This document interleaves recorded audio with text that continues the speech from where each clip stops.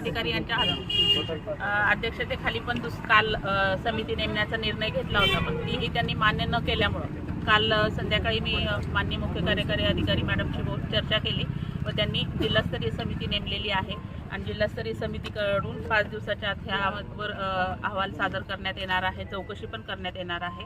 उपमुख्य कार्यकारी अधिकारी पंचायत संदीप पवार सर यामध्ये समिती प्रमुख असतील आणि त्यांनी जे तक्रार दिलेली आहे त्या सर्व मुद्द्यांबद्दल ते चौकशी करतील आणि लवकरच अहवाल सादर करतील।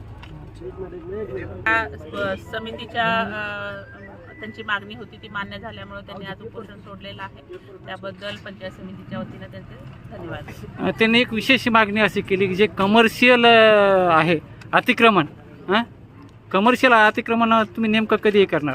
कमर्शियल अतिक्रमणचं ग्रामसेवकांना आम्ही सूचना दिलेल्या आहेत की ते पहिल्यांदा सर्व नियमाप्रमाणे काय आहे काय नाही ते 5 दिवसाच्या आत त्याचा मॅप तयार करून घ्यावा आणि त्यानंतर नोटिसा बजावून रीतसर नियमाप्रमाणे जी कार्यवाही आहे ती लवकरात लवकर करून अतिक्रमण काढून टाकण्याची प्रोसिजर करावी यासाठी संदर्भ। म्हणजे तुम्ही असं आश्वासन दिल्यामुळे उपोषणकर्त्यांनी उपोषण थांबवलं, तुमच्या विनंतीला मान देऊ?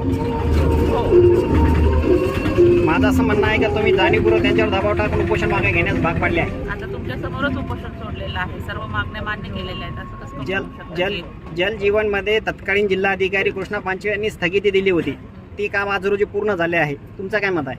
जलजीवन विषय हा जिल्हाधिकारी आणि CO मॅडमच्या अखत्यारीत येतो, त्यामुळे ती उच्चस्तरीय समिती जी आहे त्यावर तो चौकशी अहवाल सादर करतो।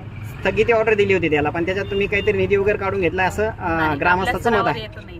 माझ्याकडे आदेश आहे, पंचायत समिती स्तरावर याचा काहीच निधी येत नाही किंवा या वितरित सुद्धा होत नाही। या संदर्भात आपल्याला पत्रव्यवहार देखील कलेक्टर साहेबांनी करण्यात आलेला आहे। माझ्याकडे माझ्या पाहण्यात तर नाही। ठीक आहे, धन्यवाद।